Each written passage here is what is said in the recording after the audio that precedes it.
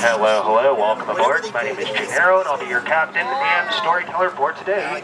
Now, before we depart on our enchanted journey, I'd like to ask you to please stay seated at all times, keeping those arms, hands, feet, and legs inside the boat, and parents, please supervise the children.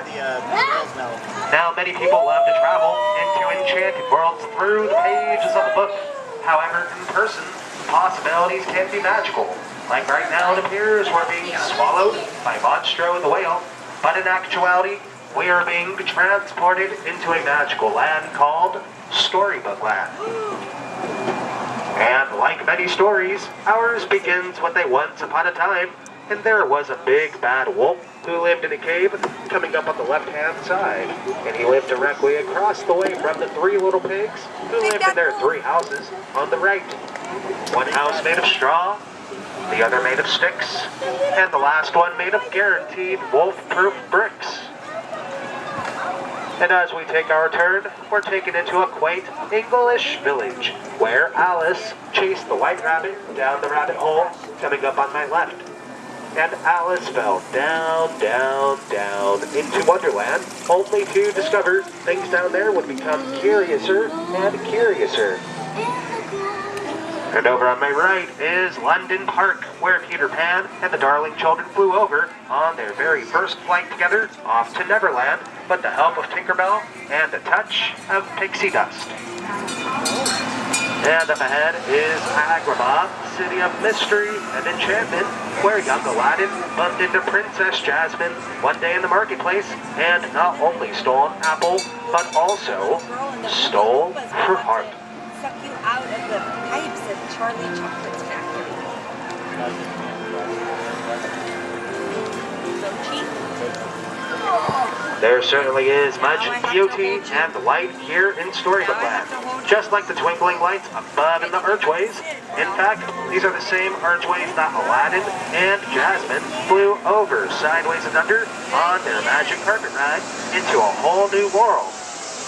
And coming up ahead is the mystical Cave of Wonders, where the treasures are cursed and can only be contained by the powers of the genie of the lamp.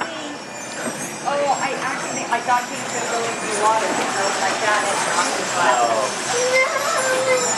Okay, you know what though? Okay, it's devastating. Why did it happen? I thought you were falling. I think you went over. And coming up on my right, Snow White wished for safe shelter from the evil queen and found a beautiful cottage in the woods, which belongs to the 7 dwarves. And across the way, Cinderella made a wish to go to the ball, but was forbade by her wicked stepmother. However, her wish was granted by her fairy godmother, but when she didn't leave the ball before the stroke of midnight, her coach turned back into a pumpkin, which can still be seen atop of the bridge below the castle. So I went like that and it... Though magic has its limitations, love does not, fortunately, and Cinderella and the prince reunited and became married, living happily ever after. Honey, this man is trying to make a movie, and he doesn't want crying on his movie. I hate to see people have a bad day at Disneyland. And over on my left is the giant patchwork quilt. These are desert flowers that were sprinkled with pixie dust, allowing them to never grow old and stay beautiful forever. They were inspired by the 1933 silly symphony cartoon called Lullaby Land.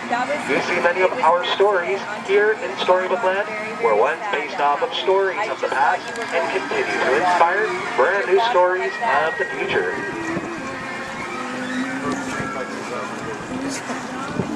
And coming up ahead on my left is where we find Mole, Rat, and Mr. Toad at Toad Hall. However, if you were to knock on the door, you wouldn't get an answer because Mr. Toad is currently on a wild ride to nowhere in particular. I lost my ring in the ocean. And also on my left is the beautiful kingdom of Arendelle, where Anna and Elsa discovered there's something much more powerful than a snowstorm. The power of love. And up ahead in the Alpine Mountains, Geppetto made a wish upon a star for Pinocchio to become a real boy. And when Pinocchio saved Geppetto from Monstro and the Whale, the Blue Fairy granted Geppetto's wish. And last but not least on our journey, Ariel, who lived deep down under the sea, made a wish to become part of our world and live on land with her true love, Prince Eric. Ariel wanted to escape the shadow of her father, King Triton, ruler of the underwater city of Atlanta, just beyond the waterfall.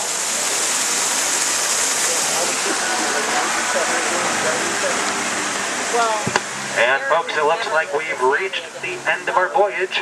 As I approach the dock, stay seated, keeping those arms, hands, and fingers inside the boat. I will assist you in exiting in just a moment. And on behalf of all storytellers, I'd like to thank you for joining me and have a great rest of your day here at Disneyland. Eric has been up all night.